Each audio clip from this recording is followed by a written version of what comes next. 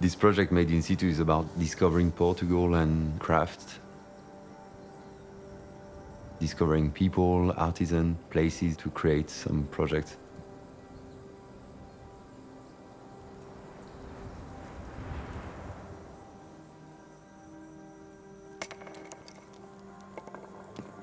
When I discovered Soenga, I was impressed about this technique, which is still done and used as a ceremony and a moment to welcome all the artisans of a village.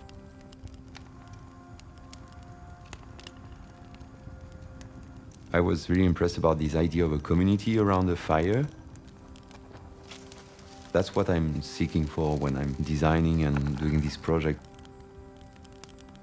Trying to be connected to the people, to the places, the environment, the context, and putting all these ingredients to begin the project.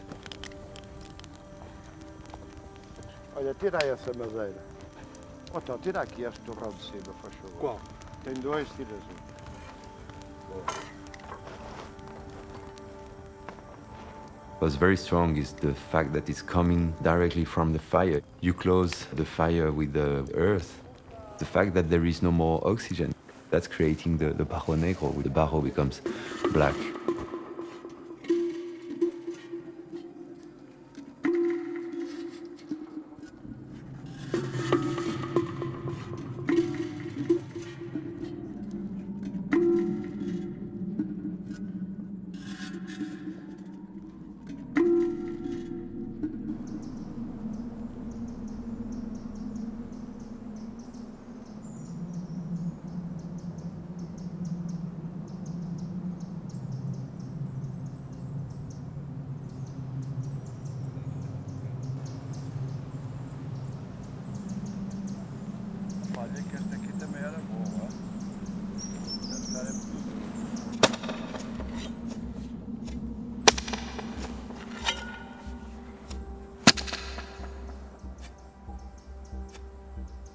When I discovered the technique, the Soenga and the Barro Negro, also discovered the village and the people who were living there.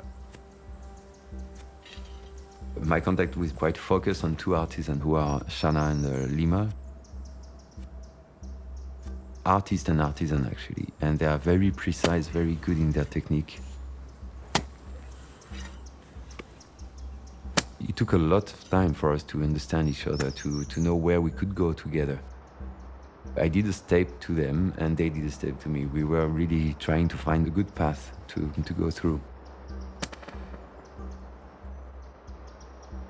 For 1 year we discussed, we did some pieces, but every time I was bringing some new elements, I knew that one day I would love to do a Soenga. That was a dream for me, to do my own Soenga, doing a Soenga for this project Made in Situ.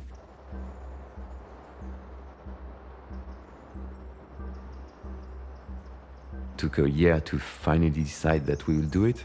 I understood why they were like afraid or not so enthusiastic about it, because it's a huge investment of work, of material. When they do the thing, they do them perfectly and they want to do them properly, and they are super committed to the project.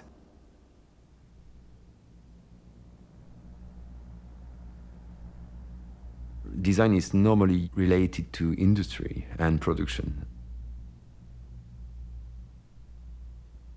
But finally, we discovered that industry is not the answer to our needs, and created more troubles than it answers to questions we have.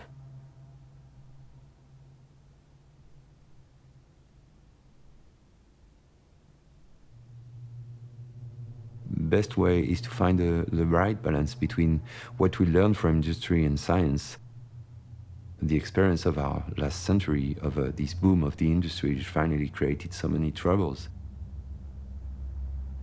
We can't say that everything was bad, because there are a lot of good answers also in this. But we have to find a balance between these and these kind of moments in this village, for example in Moullinex, where you have these people working with their hands.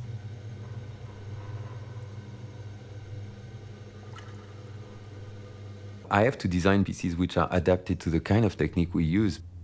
Not so much refined design. It has to be something which is strong, which is thick, otherwise it's going to break in the oven. There will be pieces which will break, actually. That's part of the story.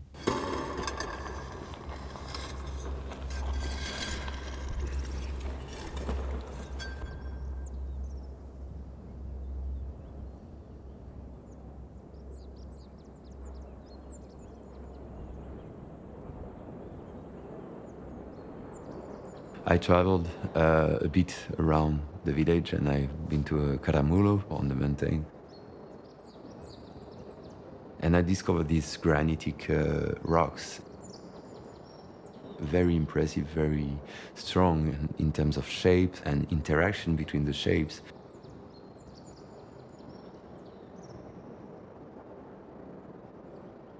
It's funny because it reminded me a bit of the rocks I have seen nearby my area in Brittany.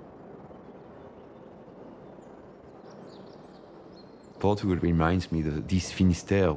It's a country which has this strong relation with the elements, with the sea, with the ocean, and with the nature. And finally, I thought that it would be interesting to bring back this nature to the project also with these shapes of rocks.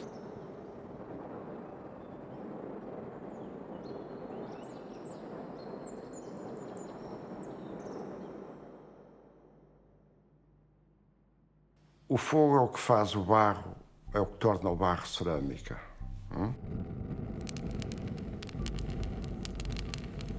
Para mim, enquanto ceramista, o belo do fogo é o poder controlar o fogo. Conseguir subir a temperatura num forno de cerâmica, a temperatura subi-la gradualmente. Aí tens de conhecer bem o fogo, a temperatura que ele te dá, a quantidade de lenha, das calorias que aquilo vai produzindo. Isso é um conhecimento que vais adquirindo ao longo de muitas cozeduras.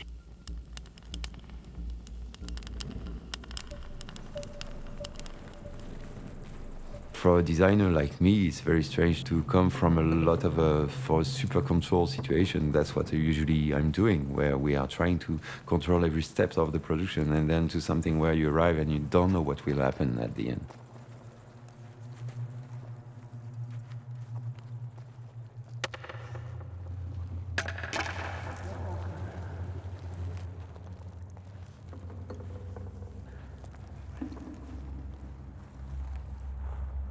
I'm not in an over-controlling situation. That's the beauty of the project also, I think, to create something which would be unexpected at the end.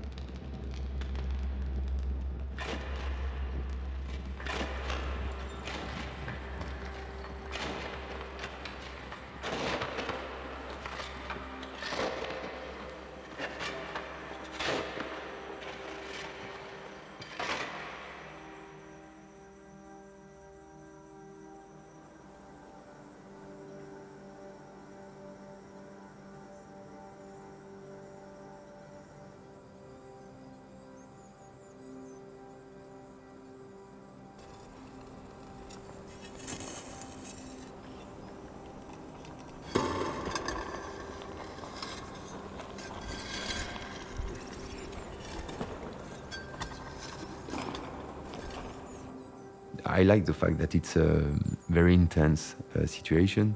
You have the fragility of the pieces, and the design is not the end. It's really part of a process.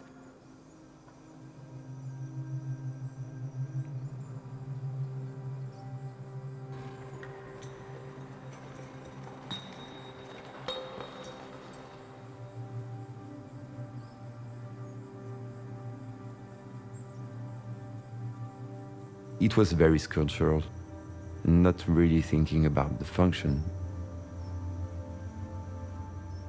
This project is about doing some very emotional and very object which has a strong personality. They are there also to remind you, to bring you a part of something.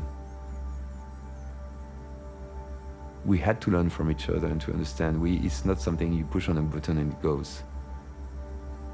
It's a project where every time, every step is a progression. You have to think and come back. You can't come with an idea and then it happens. It's always something which takes time.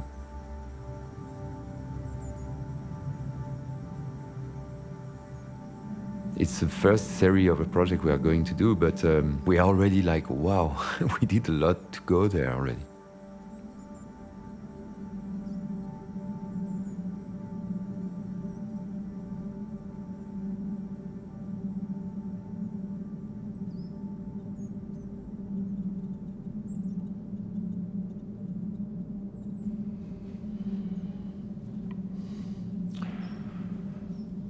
Pá, o conflito estético tem que existir.